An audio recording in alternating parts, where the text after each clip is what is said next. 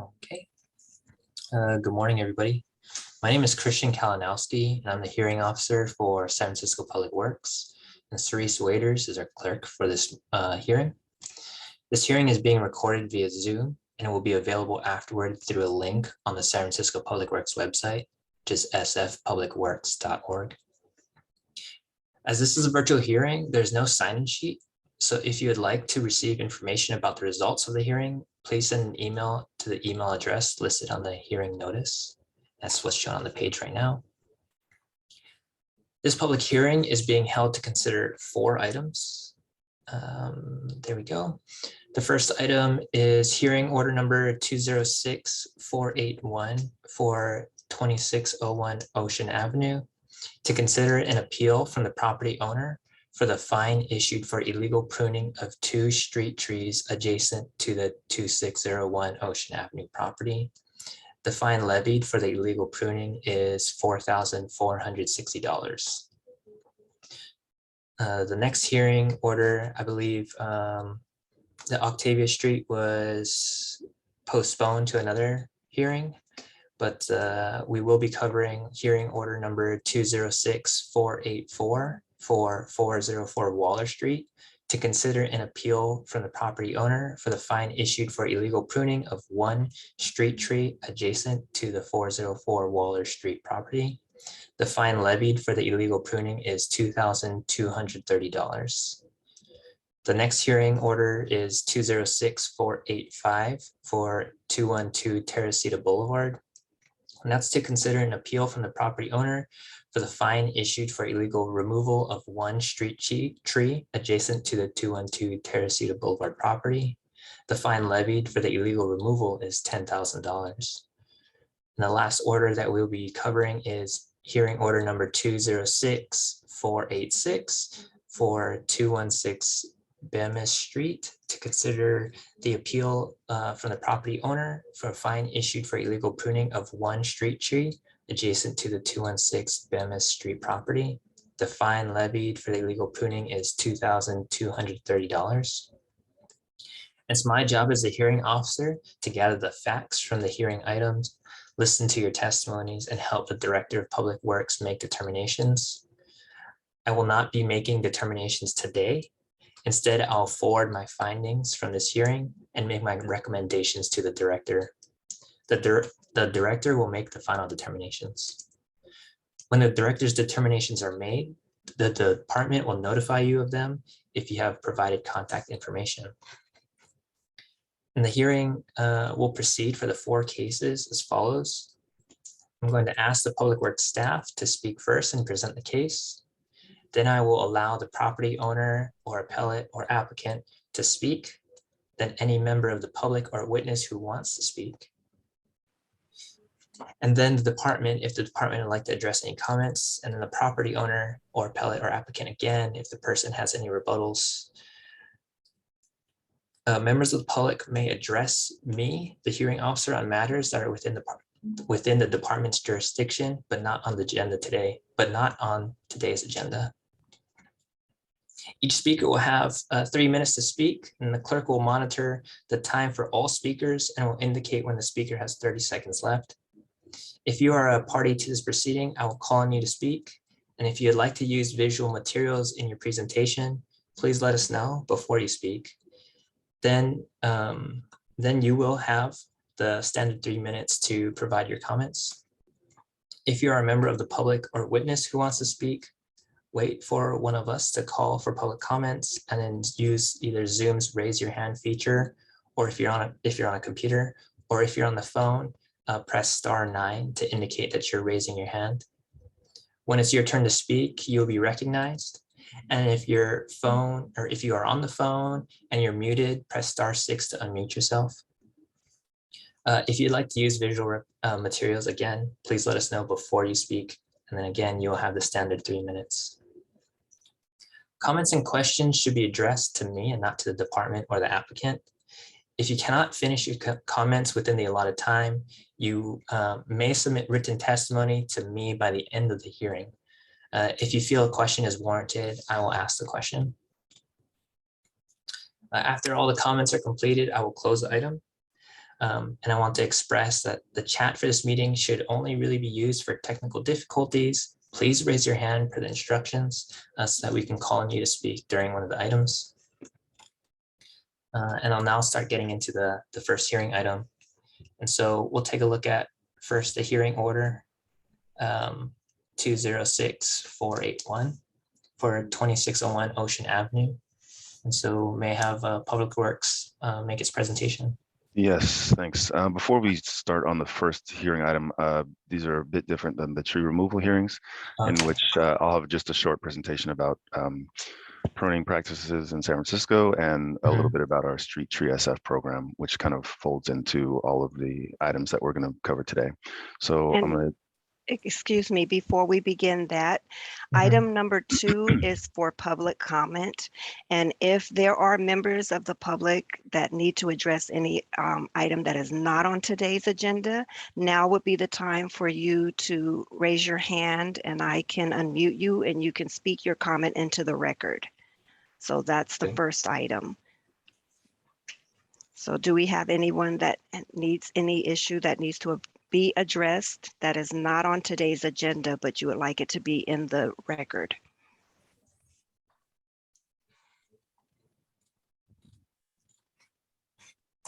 Okay, hearing none, we can move forward. Thank you. Sounds good. Thank you. Let me go ahead and share my screen. Let's see.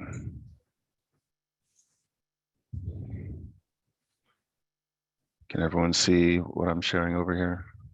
Public Works hearing. Yes, I can see it. Awesome. Okay, so yeah, we'll just start with this is the administrative hearing for May 18th, 2022. There's just a few definitions and things like that that I want to go over. All of these rules and regulations that we'll be going over today are in the Public Works Code, Article 16. The first item here, injury or destruction of trees is prohibited.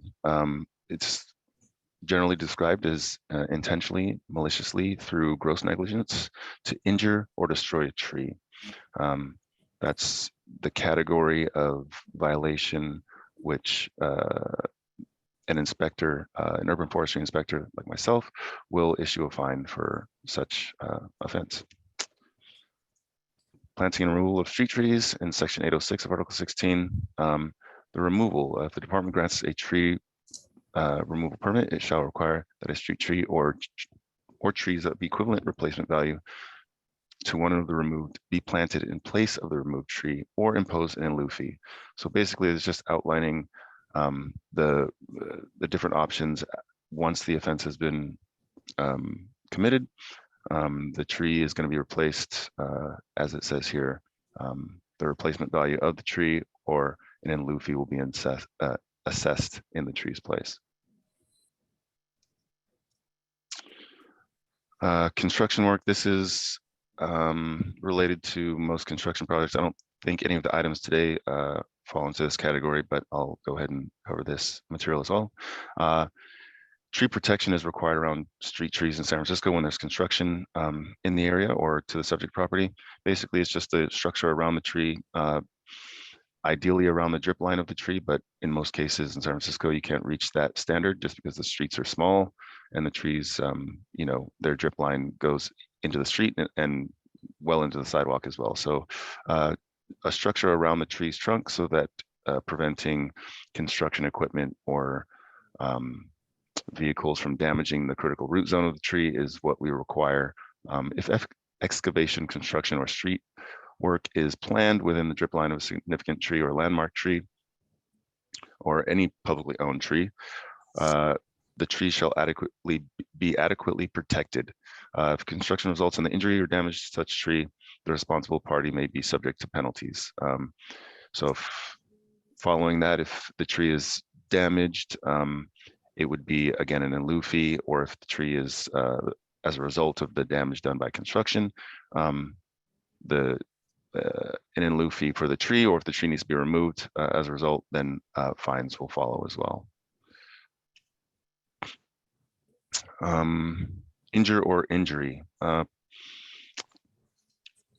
at the bottom, pruning which in and of itself will kill or cause a tree to decline, or severing all or part of a tree. So when a canopy is completely removed, that is considered injured tree or injuring a tree, also subject to fines. Typically, this is kind of just best management practices for pruning. Typically, 25% of a tree's canopy should not be removed during any one growth period or one season. That number might be edged up to maybe 30% if the tree is a young tree. Young trees can bounce back a little bit better than more established trees, but definitely that 25% for large, more mature trees is the upper limit of how much canopy you want to take when you're pruning. Another one, the second kind of line item there, don't cut back to a branch that is less than 1/3 or 1/2 the size of the main branch. So if you're moving canopy and there's no other lateral branches that can support and continue the growth of that branch after you've removed the necessary branch, it's just, you don't want to remove that because it's going to damage the tree, or it's going to line tail the tree, which creates a maintenance burden in the future. And these are just best management practices. So when we cite people for illegal pruning or improper pruning, these are the kind of just the real general kind of zoomed out standards that or lens that we use to assess these fines. This is an example of topping. In this case, all of the foliage was taken off the tree. The tree will not likely recover from this. This is a mature tree. All of the foliage is gone. As a result of this, there might be some sprouts or some shoots that grow from the areas that were cut. And that's basically the tree's stress response. It's kind of in the throes of a severe decline, and it's just trying to do anything it can to photosynthesize. And, you know, people will argue that the tree is still alive, but in its condition after a tree is pruned in this way, from that picture that you see there, the maintenance to try and correct a problem like that is, is far beyond our capacity to complete. The tree would most likely have to be removed at this point if there was trees pruned in this way. Here's an example of, this looks like a fig tree, but you can see all the epicormic growth growing in and around the areas that were cut. All of this is just going to create a nest of really crowded branch attachments, weak angles of attachment. This tree in particular, I mentioned, looks like a fig here, and it's prone to limb failure. So it's just exacerbating problems that this species already has, and is going to be a maintenance sort of problem moving forward. This is an evergreen tree that was topped previously. It looks like there's lots of sprouts and epicormic growth happening at the ends of the branches where the cuts were made. And you can see just how tangled of a mess this is. From a maintenance standpoint, again, it's just an overwhelming problem. The tree is not going to recover its structure. Those limbs are gone once you cut them off. They're not growing back in the same way that they did before. And all of these branches that you see here are, again, weakly attached, meaning high wind events or extreme weather events are going to cause limb failures as these limbs begin to grow and crowd each other out at these sites. Here we have an example of another tree that looks like it was previously topped or cut back. You can see kind of in the upper right-hand side, there's that sort of gnarled bundle of, you can see old pruning cuts. It was probably topped right there. And then these branches were just left to grow from the epicormic growth, similar to the picture you saw previously. They're going to girdle each other as the limbs begin to increase in caliper size as the tree grows, and have left, to their own devices. Again, we're looking at limb failure. If they girdle each other, the limbs will die, and then we have dead branches with lots of end weight because the ends of the branches will have conceivably sprouted lots of new growth as well. So this is just not what we want to see on a street tree. It's not good structure, and it's just, you know, problems waiting to happen in the future. So if we can avoid it and avoid pruning that will cause this sort of growth, we want that instead. Improper pruning is, aside from all the epicormic growth and the crowding and the branch unions, if, you know, stub cuts are left, or if flush cuts are made on a tree, meaning that the branch bark ridge is not left after pruning, then it just leaves an entry point for pathogens. You can see the photo on the left. There's some wounds that haven't quite healed from some bad pruning. Bad pruning also can cause tear outs, meaning if the cuts aren't made correctly, the branch will fall before the cuts have been made and kind of tear off the cambium or the bark of the tree, and that leaves a lot of the tree's branch exposed to, again, those pathogens. And on the right hand side, you can see the photo of some cuts that were improperly made, and it looks like some rot has begun to seep into the tree. And if it's in this position that you can see there on the picture, some of this rot can go into the trunk of the tree and cause damage. Just kind of, if you're not looking for these types of things, the tree would look otherwise healthy when all of this, when in fact all of this damage is being done internally. So sometimes people see trees that are what's called pollarded. It's not the same as topping. Pollarding trees is a practice done to young trees, and it's species specific. These trees look to be like London planes. The topping picture on the right is from the slide we showed previously, but the one on the left is a picture of pollarding. And it's a practice that's done if, you know, some people prefer on if they have alleys of trees, or I'm sure, you know, around City Hall, you've probably seen the platanus out there that have been pollarded as well. But those trees, again, they were set on this path, and they were it was planned for them to be pollarded from the beginning, from planting. The problem is when trees reach maturity, even though maybe it's a platanus tree that could be pollarded, if you've waited too long and the tree's already mature and it's grown out, your pollarding is, you don't want to start that at that point. Again, early on is when you want to start this practice. And you can see these trees on the left, they kind of have those kind of knuckle looking branches, and that's just from the years and years of pollarding, and this particular tree can withstand that sort of practice. Trees around high voltage lines, PG&E is required to prune trees around high voltage lines. They have certified tree workers that are specialized in pruning around high voltage lines. The photo on the right looks to be some low voltage lines. Low voltage lines are around 30 feet, and they're designed to have vegetation grow in and around them. It's okay, the trees can grow up into these lines. It's not a problem. If there are service drops, we recommend people call their service provider to fix those.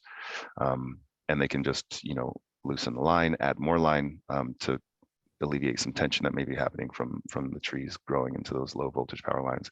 But it doesn't present a hazard like the high voltage does. And again, that's PG&E has specialized climbers that evaluate trees on a yearly basis to mitigate high voltage risk involving trees.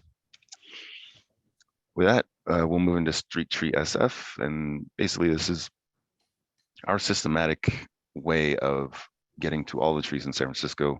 You can see the photo on the right-hand side with the red and green colors there. The city is broken up into what we call key maps. Each key map is a bundle of several blocks, including up to 900, 1,000 trees that we inspectors will go out and inspect, prescribe the amount of work that needs to be done, and then contract the work out to either internal contractors or external private companies to do the pruning.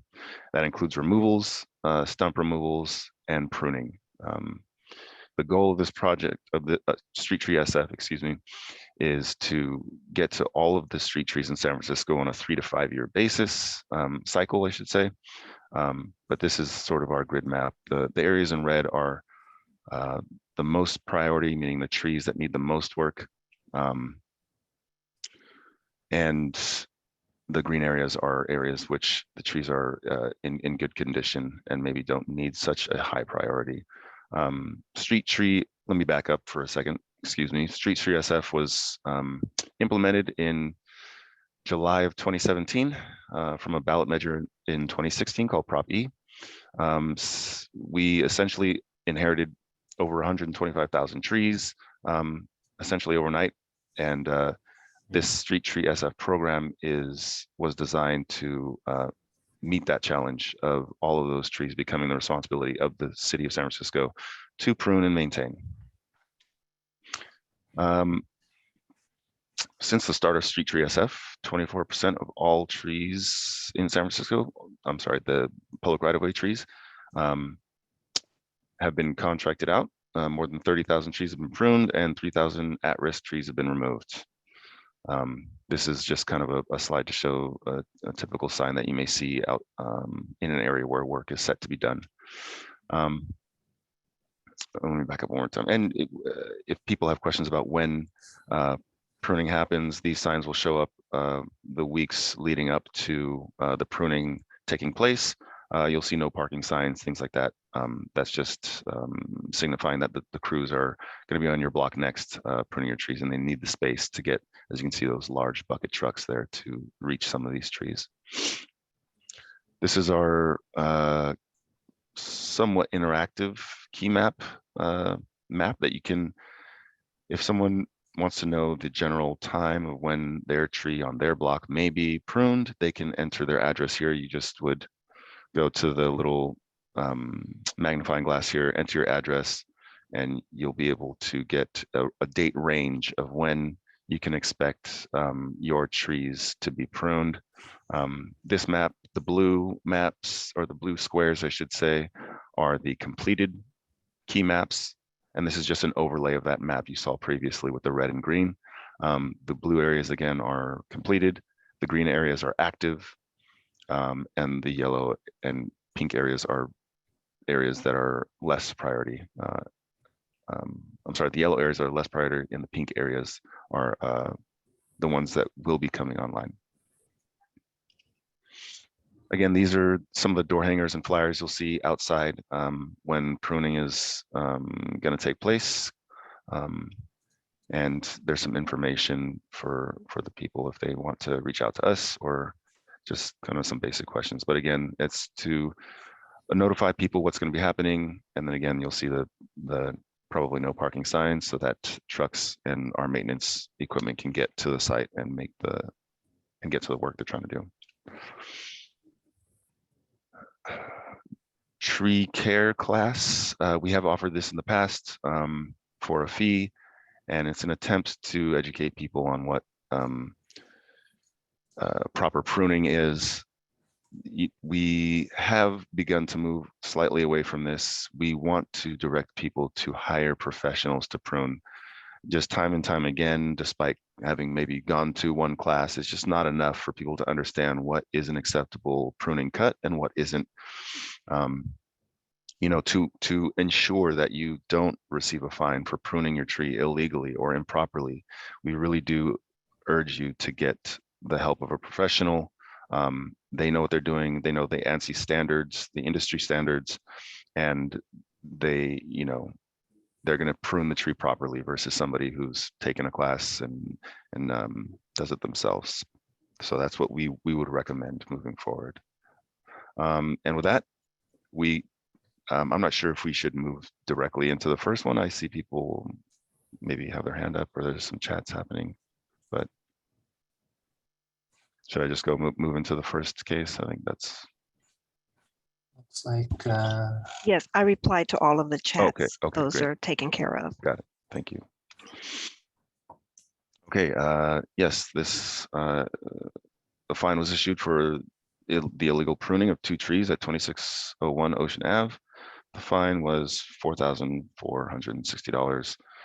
Those two fines respectively are $2,230 per tree per offense. And that price, or I'm sorry, that fee is the amount of money it would take to plant 2 new trees somewhere in the city and water the trees for 2 years. So that's weekly watering of 20 gallons a week. That's the staff time for them to drive the trucks around to do that. So if anybody had questions about why the fee is what it is, or I'm sorry, the assessed fine is what it is, it's to cover the cost of a tree that was damaged in this way. So here's a photo of the 2 trees before they were pruned, or topped, I should say.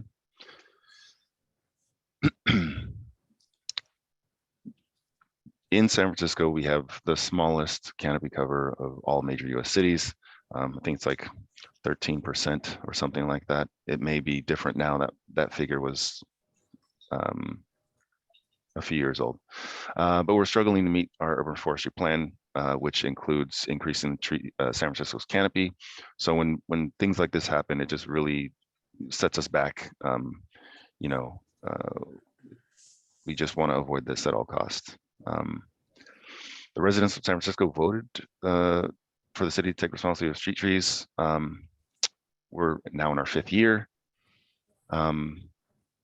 It was overwhelmingly voted for in San Francisco. And this is kind of the lay of the land, and it's been that way for 5 years now. People are starting to become more familiar with Street Tree SF and our role in pruning and maintaining trees. This last point here again, yes, the fines assessed goes to planting trees in other neighborhoods that are less fortunate to have a bunch of canopy cover. And on the right again is a photo of the topped tree. You can see there's just not much canopy left at all. So this slide is to kind of demonstrate some of the conflicts that have come up over the years with these 2 particular trees, partly visibility from the sign from the bakery there, and then also there had been some comments about the stop sign and visibility from that stop sign. It's showing the distance here of 30 feet to that second tree. There's also perpendicular parking against the curb, which kind of allows more visibility for the stop sign around the trees. If there was a driving lane, maybe right next to the curb, I could see maybe the stop sign being more of a problem, but because there's perpendicular parking there, there's a lot of space on approach to the stop sign or to the intersection for people to see that stop sign and make adjustments accordingly. This is minimum planting distances taken from our director's order. 20 feet is the minimum for safety signs by SFMTA. And that's just to call that particular point out.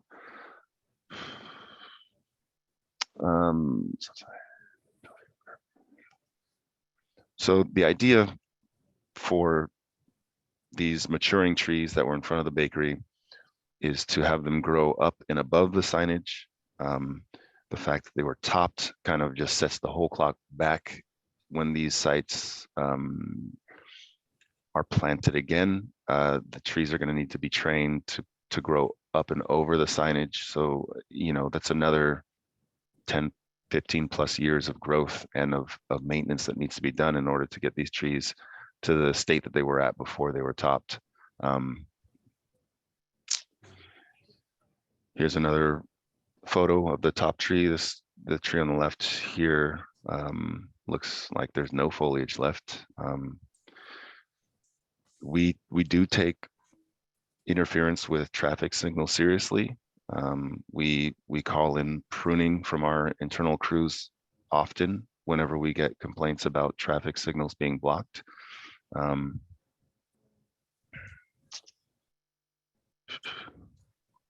The trees can be properly pruned. They don't need to be topped in this way in order to make stop signs clear, stop sign clearance achievable. This, you know, the pruning here, the topping here really just damaged the trees to the point where their removal is necessitated. Here's a view of street view on approach before the trees were pruned. The stop sign on the pavement as you approach the intersection is there and visible. Also, the stop sign on the right, circled in green, is easily visible. The trees aren't impeding the stop sign for traffic, and this photo is taken further back from even the car in front, the red car in front, which has a better vantage point of the stop sign.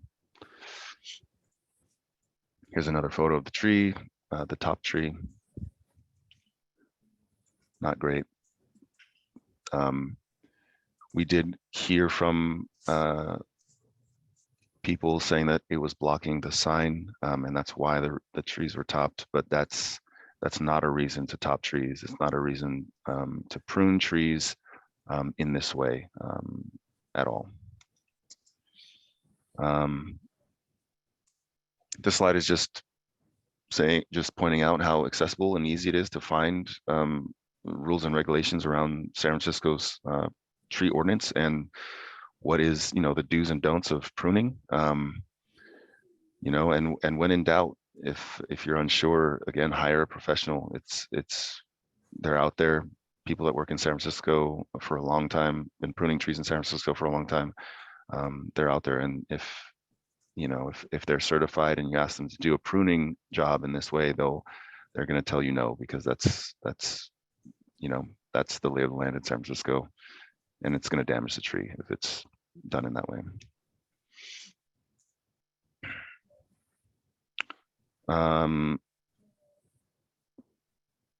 We have had other cases that have caught the attention of neighbors and communities in San Francisco. You know, the takeaways from all of these things are don't prune your trees without a professional if you're unsure of how to go about it.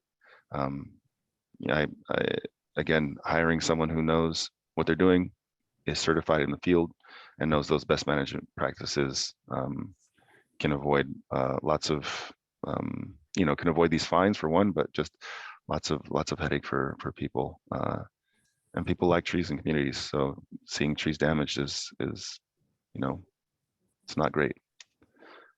On this last photo, again, this is of the tree on the right. Again, just that the topping is present here, and just tree's not going to make it after this, unfortunately. And that concludes the Bureau's presentation for the first item. Okay, thank you. Thank you. So could I have the property owner or appellate or applicant speak to this issue?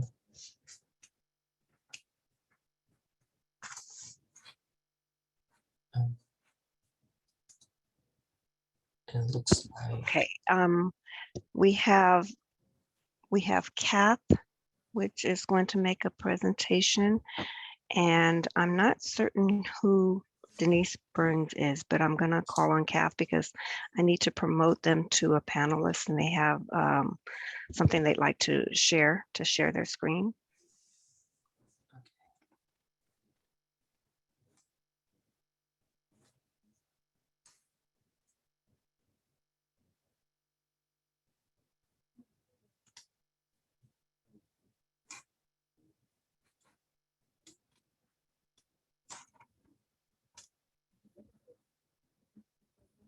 It's transferring over, so just a moment.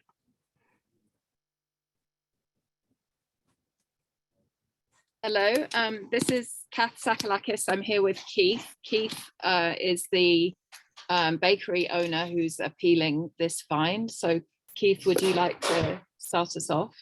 Yeah, good morning, everyone. The first thing I want to tell you all that I'm sorry that for over trimming pruning the trees.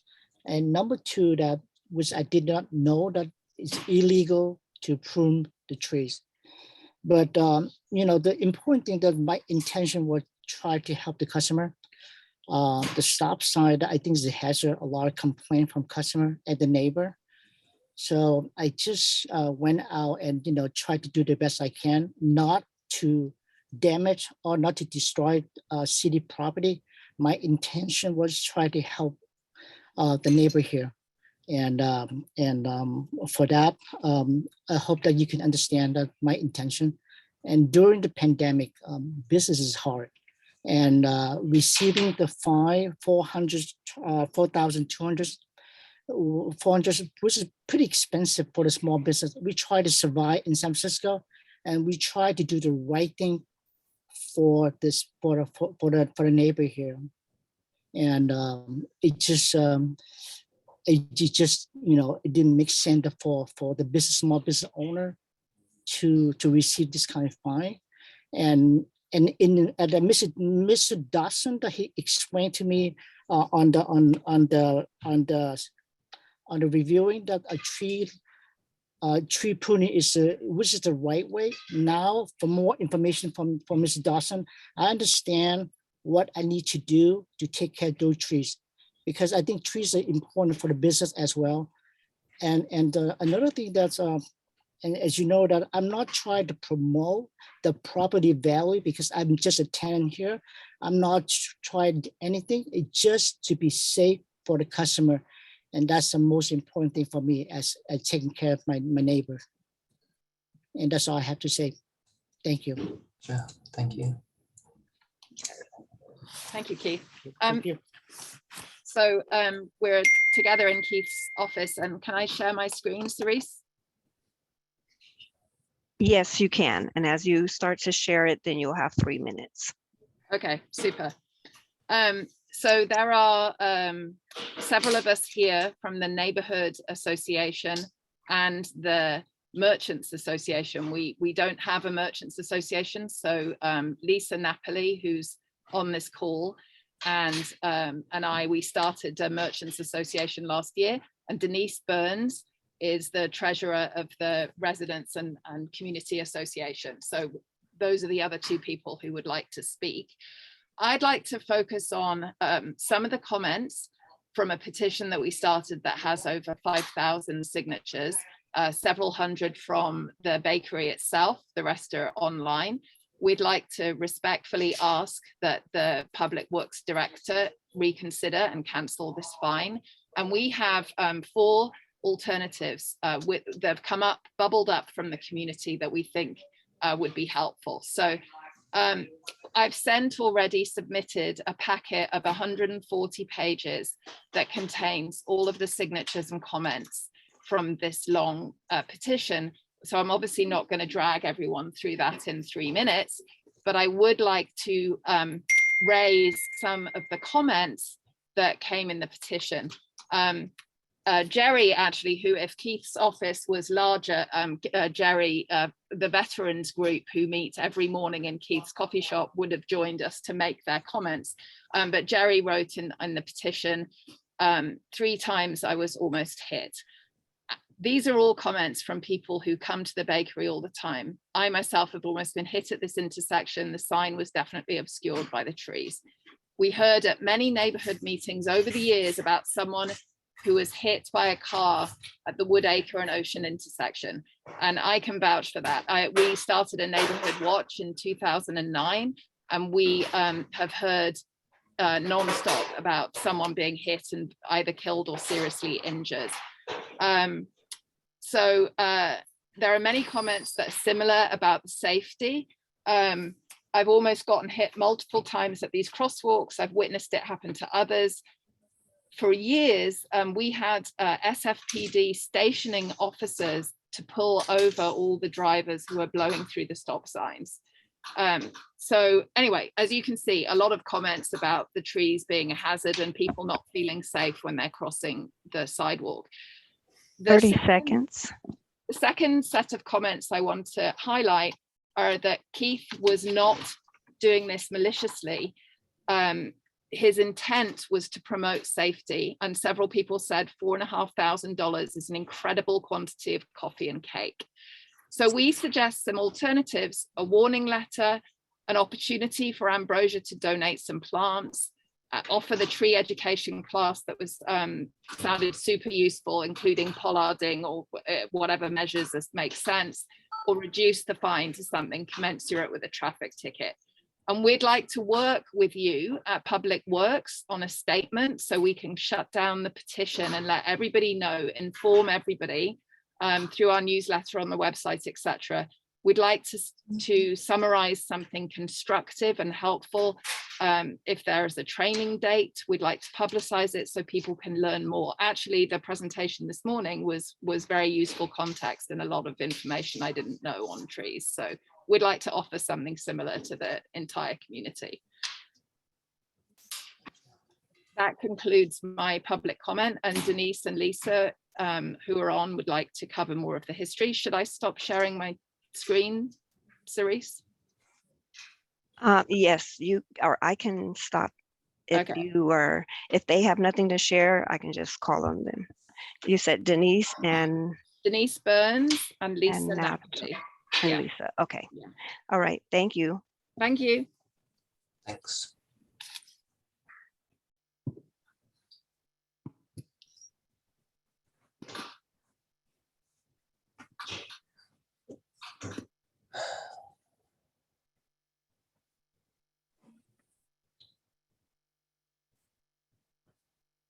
Hello, this is Denise Burns. I don't see my camera. Good morning. Your camera is not on. If you need to show the screen or want to be seen, I need to promote you to panelist. I don't have anything to share, but sure, I'd like to share my face. Okay, give me just a moment, please. Okay.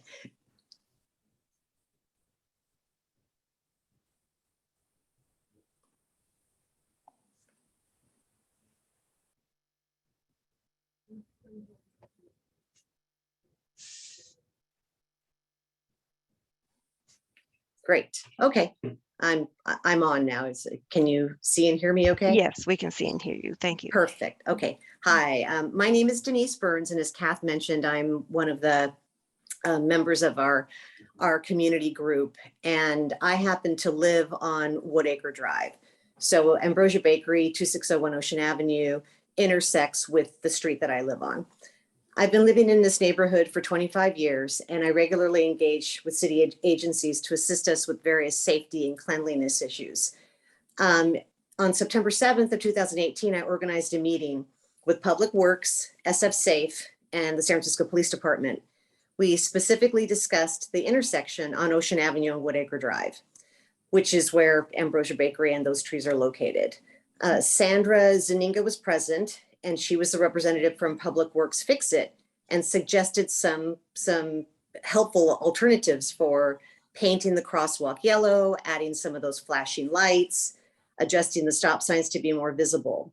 The neighbors were very agreeable to these solutions, but none of them were ever implemented. If there was some review of the trees that they didn't require pruning, we were never made aware of that. The San Francisco Police Department Captain Robert Yick, he did arrange to have a motorcycle police officer placed on Woodacre Drive, and that was helpful for a while. That officer cited people. People constantly roll through that stop sign. So she cited people for rolling through the stop sign and for making illegal U-turns, because the U-turns happen constantly, and there's a big sign, no U-turn, people do it anyway. So that happened for a while, but obviously that was a temporary solution. So based on my experience, we didn't get an effective response from Public Works, and this is a really dangerous intersection. And so I guess what I'm asking is, please understand and have some compassion for why Keith took the action that he did. He felt compelled to do something at this dangerous intersection, and he is sorry, and we're sorry, but we're hoping for some other solution, as Kath mentioned, either some training, reduced fines, something else, because we waited for the city or to help us, and we didn't really get the kind of help that we needed. And to add, the trees, I'm hoping that they'll survive. They look okay, but again, I'm not a professional, but they look okay. So I'm hoping to survive. So I appreciate you giving us the time to speak on this appeal, and we do hope that you will find a way to either reduce it or retract it. That's all I have. Thank you. Mhm.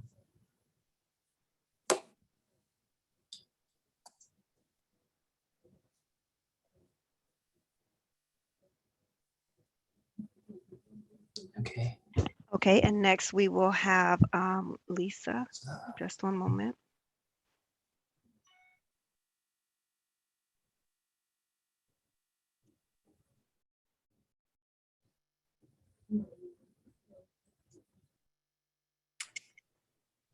Oh, good morning. Hi, it's Lisa Napoli. I echo much of what Denise and Kath have said. I'm 24 years in Lakeside and I have a long track record in trying to help address safety concerns. And I think I'm thinking about Vision Zero and that admirable goal to have 0 traffic deaths by 2024. I think my comment would be that I would hope that maybe DPW would cooperate with the Transportation Authority to look at intersections like this very one. While looking at the photos and seeing the circled areas and the stop written in the street, that does not do the job of getting people to stop. In 5 minutes last Saturday, I watched 5 cars blow right through that intersection. So some of this isn't a DPW issue. Some of this is a traffic and safety issue. And so what Denise said, these solutions never being implemented, you can see why a business owner like Keith might feel compelled to take action is because no action has been taken on the part of the city. And a neighbor told me the original impetus for getting those stop signs in was because someone lost a limb. And so trees lose limbs and people can lose limbs. So I think, frankly, I feel like we're trying to get ahead of what could be a very upsetting and sad tragedy in our neighborhood. I am very happy to hear the proper way to do tree care. I know some of it, I didn't know all of it. So it is a good education. I like the idea of offering that to our neighborhood. But I really hope that the Street Trees program will maybe push us up on the priority list. It kind of looks like we're low priority, but I think there's a lot of work. I've got dead street trees in front of my house and I've been calling about them and I don't know when they're going to be taken care of. So I appreciate the opportunity to comment and hope you'll give renewed thought to the case in front of Keith. Thank you.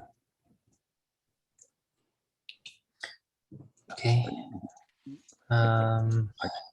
Was there any other people who wanted to comment? I didn't see anybody. I can also address a couple of the items I'm not sure if you want that now or after the comment. I saw 2 other people raise their hand just now, so I guess we can go with the District 7 office first, and then I also see Josh, and then we can have our comments to those.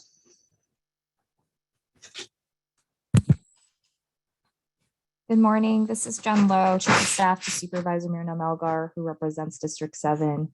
And she would have been here today, but I just wanted to share some comments. I know this is an unfortunate incident that took place.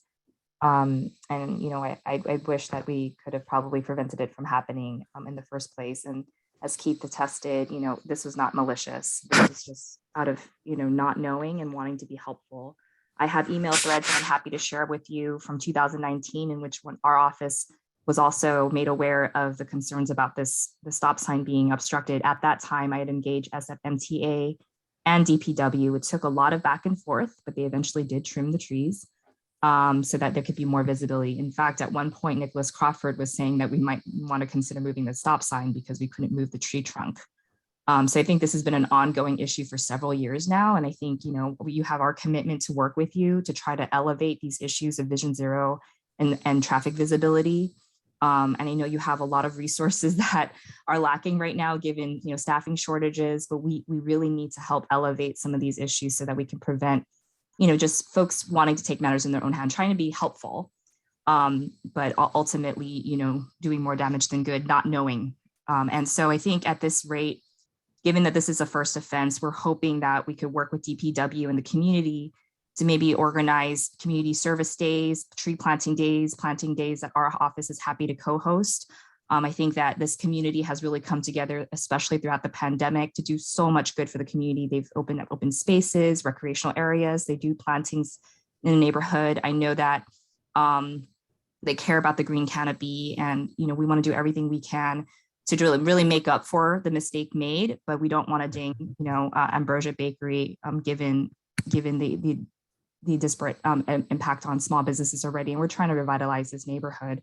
So we're really hoping and urging you to reconsider the fine and to work with us to see how we can try to make up for that through community service days, educational classes, and other ways that we can help promote the tree program and ensure that this doesn't happen again. So thank you for giving me the opportunity to speak. I just want to thank all the community members for everything that they've been doing to support Ambrosia. And I think we've all learned a lot from today, and hope that we can continue to share that educational awareness throughout San Francisco. Thank you. Thank you. Okay, and it looks like we have one more hand raised. Josh. Thank you. Can you hear me? Yes. It sounds like the neighborhood was aware of the safety options for this intersection, and cutting up the trees was not one of them. If it was, Public Works, who is responsible for those trees and who I hear already prune those trees, might have brought that up. But the reason this isn't an option is because the trees are not the reason people roll through stop signs. Otherwise, a motorcycle cop would not have made a difference. And since people are still blowing through the stop sign even after the trees are butchered, obviously the trees are not the problem. Sounds like the community group here did know what that pruning like this wasn't an option. The bakery owner got frustrated and did it anyway. As the public works inspector noticed already, those trees, which made zero impact on the safety of that intersection, will not survive. And Mr. Dotson also noticed that San Francisco has the smallest urban canopy of any major city in the United States. In 2014, we rolled out an urban forest plan with a goal to address this by planting 50,000 trees in 20 years, or roughly 25 new trees every year. And since that time, we have utterly failed to implement that plan. As a matter of fact, last summer, the mayor's budget and legislative analyst office determined that at our continued rate, we will continue to lose, not gain, street trees. A big reason for this total failure is that the city does not have a regular budget item for planting and watering new trees. Much of that money comes from grants and from fines just like these. Fines, which, by the way, are calculated only to pay for the replacement of those trees. Incidentally, our city also has no mechanism for funding our climate action plan, which relies on our urban forest plan to become a climate resilient city. In the next couple of months, the city will approve the budget for our next fiscal year. We also incidentally have a $100 million surplus this year, and yet the mayor has refused to approve requests for money to fund our urban forest plan and to fund our climate action plan. And when put together, these budget requests are somewhere around $7 million. So my hope is that everyone who signed the petition and or took the time out of their day to be here to argue for a reduced or eliminated planting fine for the butchering of those street trees, which are public property, will also contact your supervisor, who apparently has a representative here today, and ask her to approve the funding that the city needs to implement the urban forest plan, which may even help getting rid of the dead trees in front of your house and getting in new ones. Number two, contact your supervisor and ask her to approve the funding that the Department of the Environment needs to implement its climate action plan. I would also note that if every person who signed that petition gave $1, there'd be no fine. That's the kind of community action coming together and taking action in defense of our small businesses. Also, attend a tree removal hearing and listen to how many trees are routinely removed for private driveways, garages, and luxury housing developments, and stand up and say something in defense of those healthy trees. They cannot defend themselves, and this case is a perfect example of that. Trees need us to defend them, they need us to advocate them, and we need them if we want a sustainable, resilient city for future generations of San Franciscans. Thank you. Thank you. Okay, I don't see any other hands raised. So I guess we'll give it to you to comment. Sure, thanks. I'm going to share my screen one more time.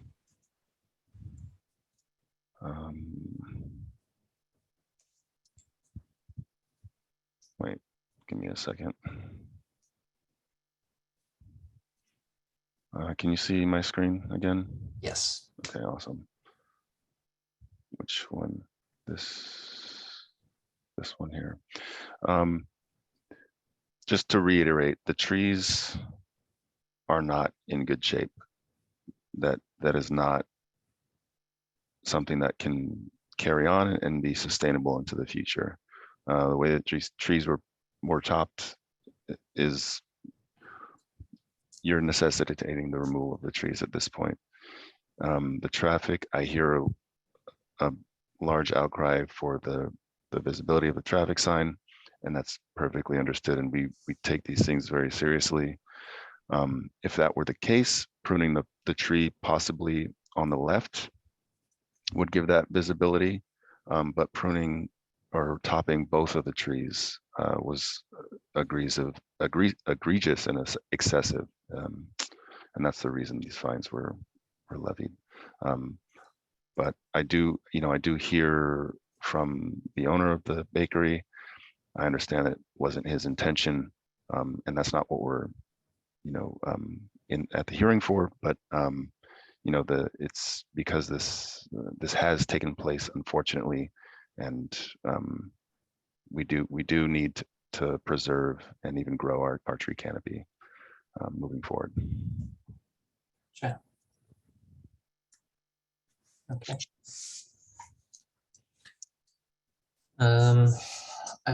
Is there any other comment to that? And if not, we'll close this item. Okay, I see Kath has your hand raised, and let's see. If there have been comments from persons already, if you want, they can submit further testimony to our inbox, and I can put that address in the chat for people to submit further testimony. Gotcha. Okay. Well, then with that, I'm going to go ahead and close this item. And so it sounds like there's no more comments, but if there are comments, as Teresa said, please send your comments through her. I'm going to close this item, and I'm going to make my recommendations to the director based on what I've heard. And if there's anything else, I'll review that too. And then I will move on to the next item, which is hearing 206-484 for 404 Waller Street. Okay. Give me 1 second. Here we go. Whoops, I think I'm sharing the wrong screen. Give me a second.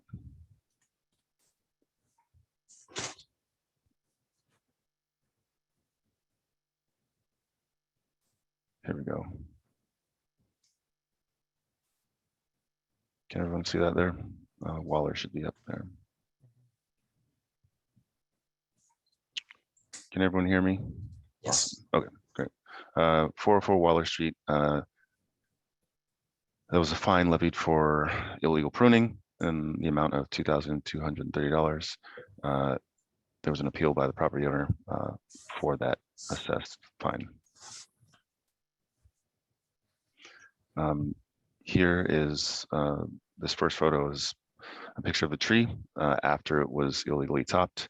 Again, this tree, all of the canopy has been removed. The tree is left with nothing to photosynthesize and sustain itself. This type of topping will also more than likely necessitate the removal of this tree. This is what the tree looked like before it was pruned. As you can see, it's a pretty large, mature tree, lots of canopy, no immediate signs of decline. this tree would have been healthy and sustainable if otherwise left alone or even pruned correctly. This is a few photos of the tree being topped. You know, sometimes people can hire quote unquote tree workers without checking their credentials, or just anybody, you know, they're going to do whatever the hiring party says. And that's unfortunate. But you know, these kind of events need to be avoided. That type of pruning is just not acceptable in San Francisco. There was a service report made, just a little bit of history about this particular site. There's a service report that came into us. There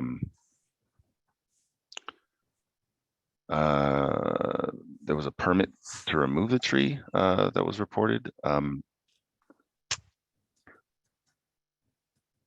The standard fine being issued for this pruning is, again, the $2,230.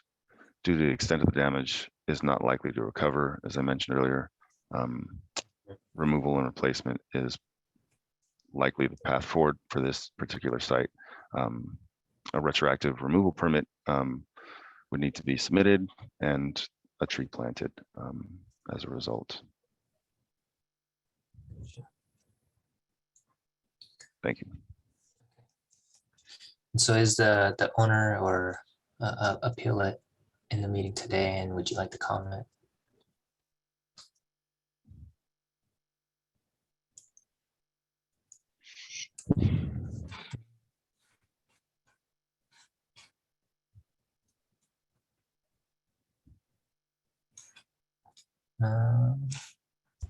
If you are the property owner or applicant, can you raise your hand, please? There we go. Okay.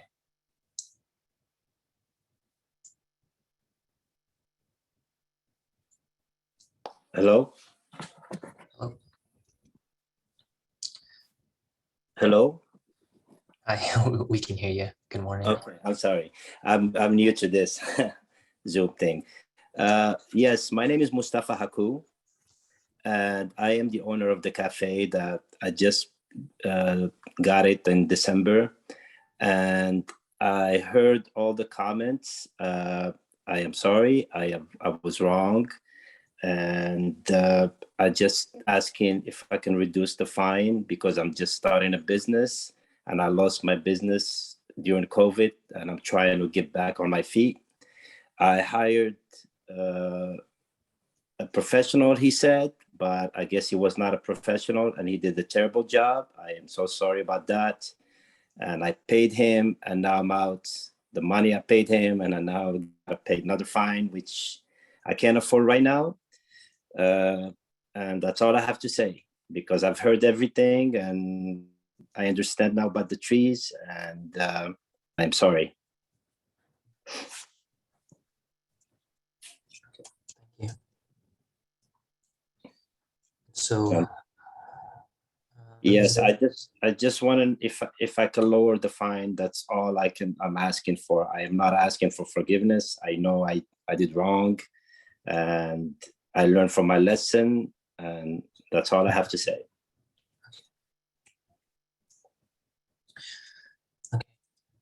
Okay. Is there any other member of the public who wants to speak on this issue?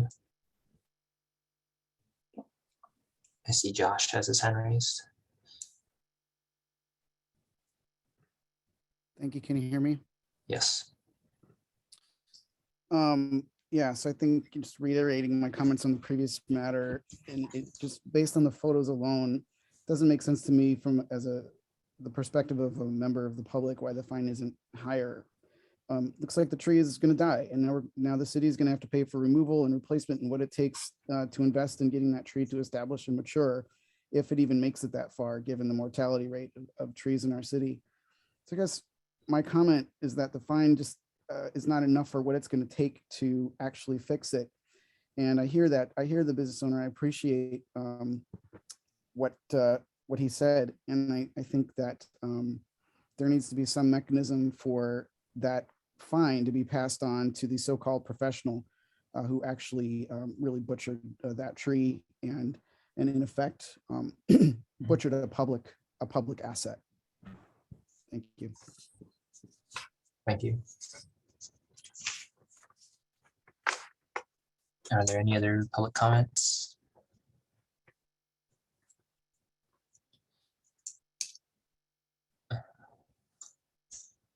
Okay, and if not, Mr. Dotson, would you like to address any of those?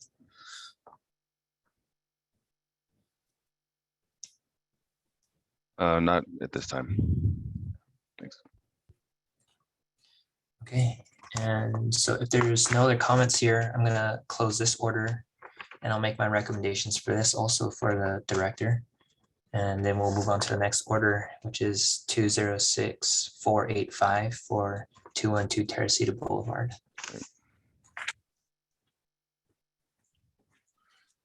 Yes, this was an appeal from the property owner for a fine issued at 212 Teresita Boulevard for an amount of $10,000. This is a tree here in front of the adjacent to the subject property. Healthy, mature tree. This is the space as it currently looks. Without the tree, it looks like the property owners here wanted to install some grass, and that's the reason, or some landscaping and some grass, and that's the reason they removed the tree. This particular slide is showing the right-of-way as being 15 feet, meaning the public right-of-way, that same area in which any tree is considered a street tree in San Francisco and is allowed all the protections of the tree code and the tree ordinance in San Francisco as laid out in Article 16. The tree falls well within that space. Recent code changes became effective in February of this year. As a result of those changes, $10,000 is the minimum fee for an illegal removal or the appraised value of the tree, whichever is greater. So the greater of those two quantities is what the assessed fee for an illegal removal is in San Francisco. I also have to mention that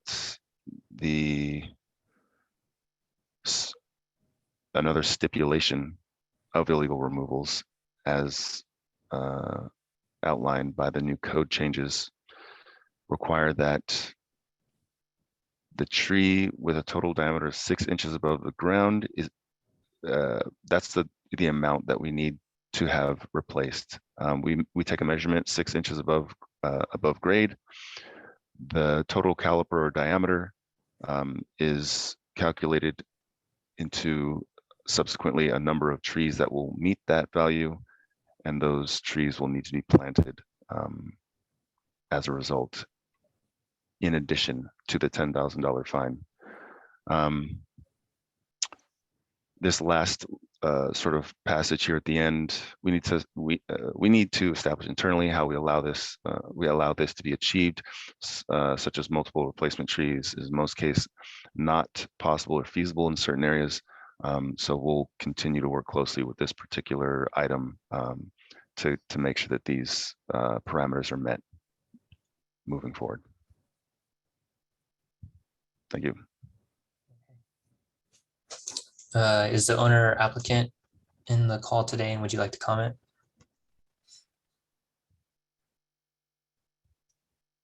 Looks like I see.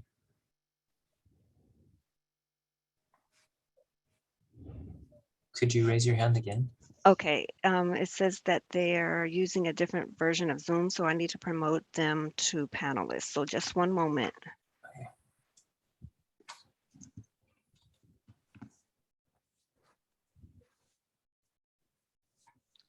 Okay, now that you're here, you should be able to unmute. Okay. Yes, we can hear you. Okay. I'm sorry, you can't see us very well. Yes, we can see First you. of all, we had no idea that that was considered a street tree. I planted it 40 years ago in our yard. And I'm 78 and my husband's 89 and in ill health. We had absolutely no idea that was considered a street tree. We thought a street tree was something that was planted in the sidewalk.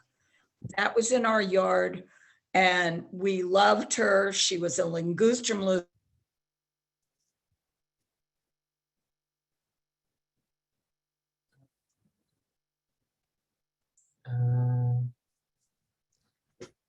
I lost sound. I think we Yeah, I lost think we her, lost yeah. her. I mean, she still shows Back to up. our foundation. Can you hear me? Okay, no, Okay. you went out for a moment, so we missed a few words. Okay, we felt that we had no other option. She was starting to crack. As I said, did you hear that? We called her Lucy. We loved that tree. She was a Lingustrum lucidum. She was starting to crack. Her root system was so extensive. She was way oversized for our front yard that I believe your photograph shows. She was starting to crack our foundation of our house, our front steps, as you see in the photograph, underneath the foundation had already been cracked. We were also told by people from the public, from the sewer and water department, one day we're going by and they were checking all of the sewer connections on the street. And they told me, I was in the front yard at the time, and they told me that our tree roots were imminently about to crack the sewer line of ourselves and our neighbors on the right. The prohibitively expensive to repair or replace those things. And more importantly, wouldn't have solved the problem because the tree roots would have continued their damage. We had, as I said, no idea it required a permit. We hired somebody that the guy who cut our grass told me about this guy who barely spoke English, he and his crew. And he removed the tree. We didn't do it because we wanted to plant grass, as Mr. Dotson said. We had grass there around the tree. What we wanted to do was remove the tree because it was causing and imminently going to cause extensive damage. We're really sorry. We had no idea that a permit was required. And we 30 simply seconds. retired, both of us, and on a fixed income. And we simply can't afford $10,000. We've lived in Miraloma Park since 1980, and I have owned our house since 1980. And we're on a fixed income. We simply cannot afford a fine of this magnitude. Anyway, that's all I have to say. We love trees. We have trees in our backyard, but they're not damaging our foundation or going near the sewer lines. Anyway, thank you. That's what my husband's here on the left, Neil, and I have to say. Gotcha. Thank you. Okay. Then I'll also ask if there's any other members of the public who want to speak on this. I see Josh has his hand raised.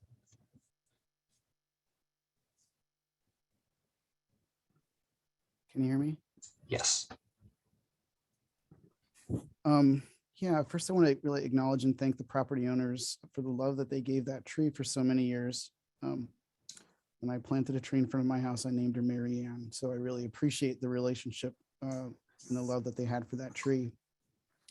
In terms of sewer and foundational work, if that had been pursued through, licensed contractors or through Public Works or through the SFPUC, it's pretty routine that the need for a permit comes up. That comes up in these hearings every single month. So if that had been pursued, that could have been vetted out. One thing I want to note is that there is a reason that the recent code changes went into effect this year for these increased fines. And the reason for that is that prior to that, the law and the fines were so lousy that it almost incentivized illegal removal versus going through the permitting process. The fines were so low for tree removals and it happened so routinely. It was just built into the cost of doing business. I understand that's not what happened here. I'm saying though that this is the reason that this is now part of the law. And it didn't just happen, this change in the law didn't just happen because the supervisors, came across this on, realized this on their own. It came across after years and years and years of tree activists going to their supervisors, complaining about these illegal removals, getting hearings held on this, community meetings. So much work went into changing the law so that illegal removals were not just a cost of doing business. So I would respectfully request the hearing officer to consider that, whether that's in this case or in any case going forward. That wasn't just an accident that law changed. That was a lot of work by a lot of people to try to do something to preserve our 13% urban canopy. Thank you. Gotcha, thank you. Okay, and is there any other members of the public who'd like to speak on this? And then if not, Mr. Dotson, would you like to comment on any of those comments that were presented? Not this time. Okay. Okay, and if there's nothing else, then I will close this item. And again, I will make the recommendations for this to the director. And we'll step to the last item that we have, which is hearing order number 206486 for 216 Bemis Street. Thank you.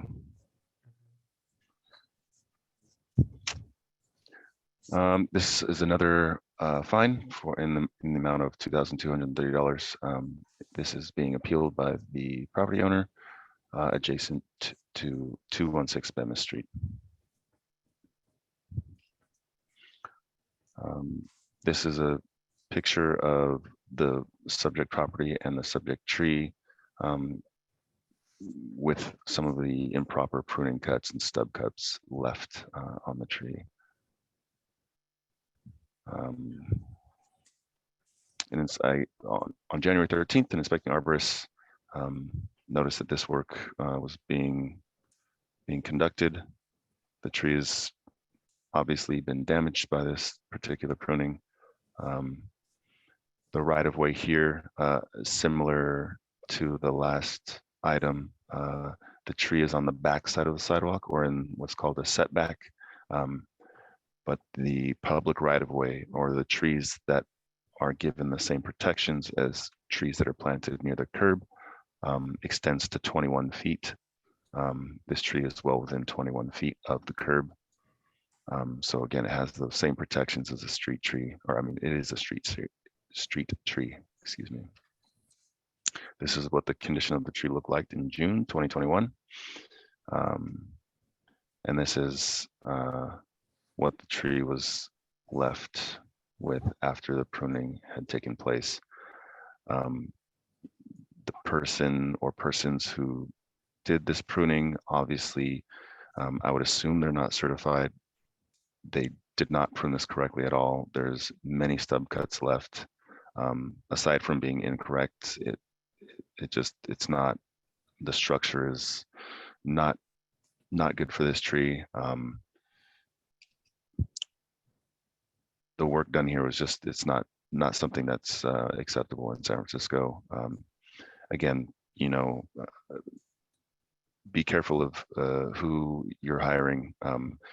Most times when people come to us and ask us if they can hire somebody to prune their tree, there isn't a channel and an avenue to do that. But we also ask for their ISA number. Most arborists working in San Francisco will have that number memorized. They can just, rattle off for you. You can send it to us via email or call us and tell us what their number is, and we can verify that they're certified. And it's a really painless process. And it just is a good way to ensure that the person working on the trees that you want worked on are certified. And furthermore, if we have their information or know who they are, possibly, homeowners may not be the ones stuck with this. The fine, it would be the professional acting in this case. So again, just hire a professional, ask for their credentials. We can help you in verifying if these people are properly certified as a way to avoid this in the future. But the fine was issued and assessed because the pruning that was done was not to standard. Thanks. Thanks. And then do we have the owner applicant in the call today?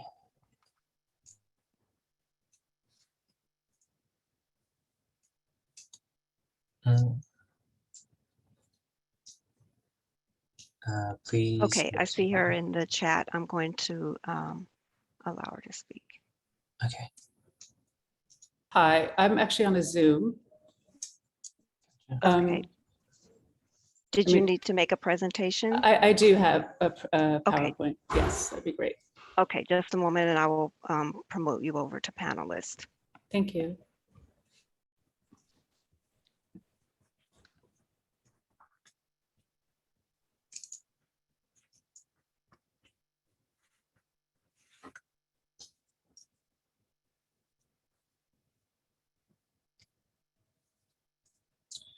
I just wanted to point out. Now that you're here, you'll need to. Okay. unmute Oh, yourself. yeah, I got There it.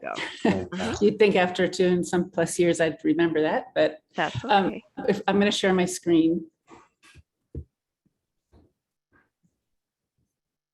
So good morning. My name is Georgia Williams Bratt, and currently the caretaker of this property, 216 Bemis Street, and the topic is today. So I just wanted to give a little history. This property has been in my family since in the 1930s. My father was born in this house in 1933. When I came home from the hospital, this is where I was brought home. And as you can see, when those trees were planted, there was unpaved sidewalks, very few electrical lines. You can't even see the electrical lines that currently exist there. And there was minimal development in the area. It was when there was no houses behind there, all red earth in the back. My grandfather planted those trees, the Douglas fir and the adjacent redwood, more than 50 years ago. And to be honest, I learned something new today, that clearly this isn't called a street tree. I thought it was, belonged to the property, since it is on the property, and was planted by my grandparents. This was the growth in November 2021. There was a storm in December that was pretty harsh, and not just this tree, but other trees around the neighborhood, which I live in. There were fallen branches. I'm a member of a co-op in the near area, and we actually had several branches on our trees that had fallen down that had to be cleared out. And so I was concerned that the next storm that might come might take down the tree and the high voltage wires with them. So we did not hire somebody. We tend to do the work ourselves. So it was a family member who helped us. And to be honest, we thought, because it is also interfering with the underground pipes and the plumbing, that we thought that we could remove it because we thought it was our tree. I have since learned that that's currently not the case. And in fact, the inspector came when the pruning was happening. And so that's when we stopped and clearly had to think about, okay, how are we going to address this? So you can see that's the picture that was taken back in January. And there is new growth happening here. We've been doing deep watering and bought some soil nutrients, and I'm trying to nurture it back, knowing that topping and clearing back a high percentage of the canopy is damaging, because that's where a lot of the nutrients come from. So we are looking at how we can deal with this, and what are the implications for us to deal with the underground pipes. And I also found out something new, and I also learned something new in this process, that PG&E sometimes will come out and help trim the trees. And that was what Inspector Hoffman shared with us after the fact. And I wish I had known that. Again, we thought this was, because we own the property and they were planted on the property lines. I wasn't aware of the 20 feet rule, that if it's in the the boundaries of the streetway, that it's considered technically a street tree. So lesson learned, and having to deal with that going forward. So 30 seconds. Okay. Yeah, that's the case that I'm just wanted to share, give a little bit of history and the understanding and why we took the approach that we did. Again, you know, the maintenance on the property, we tend to handle ourselves, including the gutters. We don't hire people. It's just kind of been a hands-on from grandparents all the way down to this generation. So that's it. Thank you. Thank you. Okay, and then is there any member of the public who wants to speak on this order? I see Josh has his hand raised.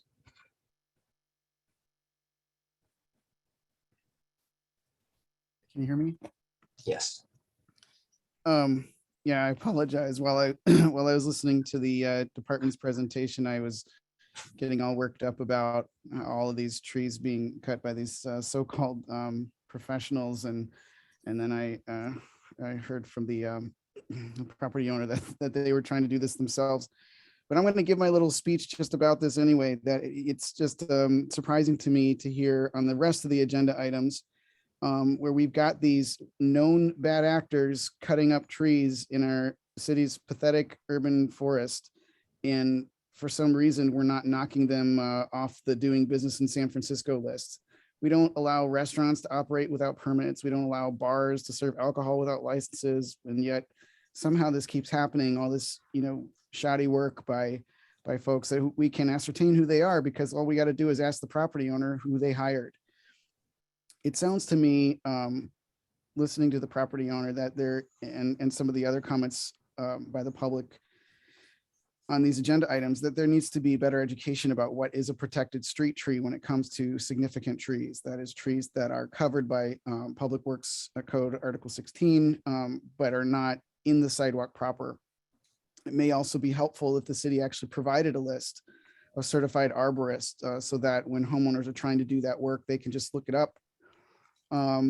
And also, finally, I just want to thank the homeowner here for her family's history of planting these beautiful trees, of doing this work to support our ecosystems and our natural environment.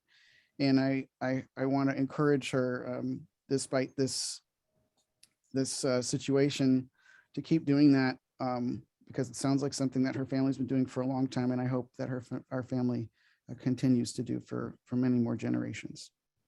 Thank you. Thank you.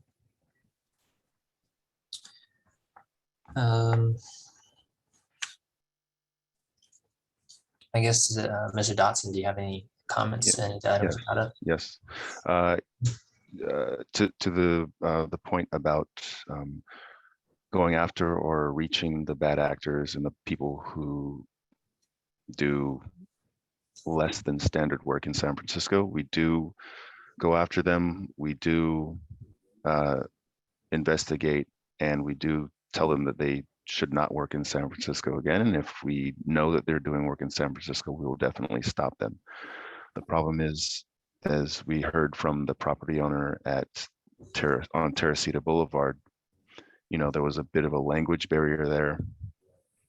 Sometimes the property owner or the hiring party doesn't even get the information of the people doing the work. They just get a contact number and a time to show up and say, hey, prune my tree, and they agree to do it. You know, it is very unfortunate that these bad tree workers, quote unquote, work in San Francisco, but it's very difficult unless from on the onset, the homeowner or the hiring party does their diligence in getting the correct information for these companies. Sometimes they're not even companies. Sometimes there's just individuals, and going after individuals to prohibit them from doing tree work in San Francisco is just increasingly difficult.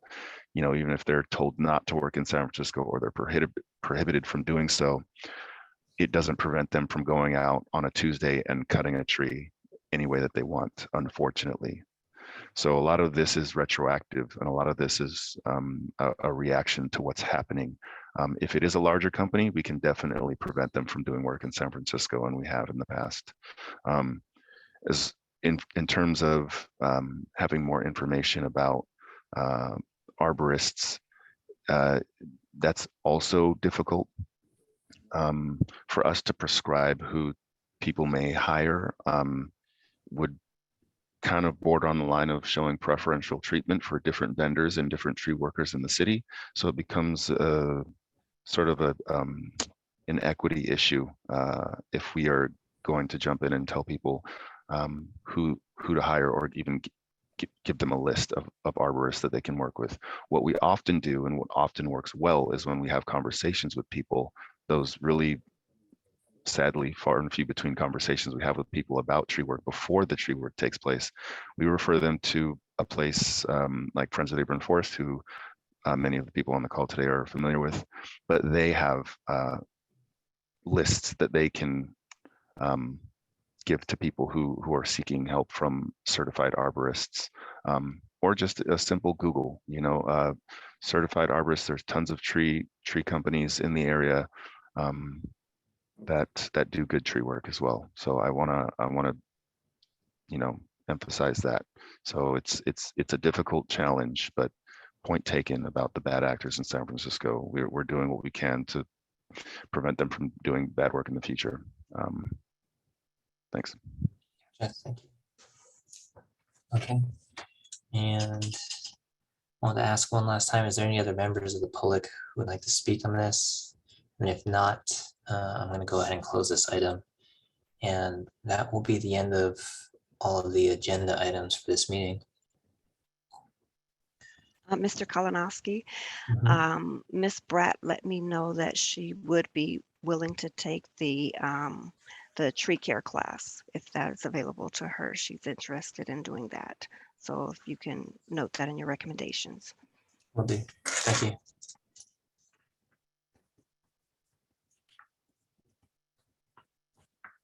Okay. If there's no other comments, then I'll close this item, make my recommendations to the director, and I believe that's the end of the agenda. Is there any other public members who showed up late, who didn't have a chance to speak on any of the items?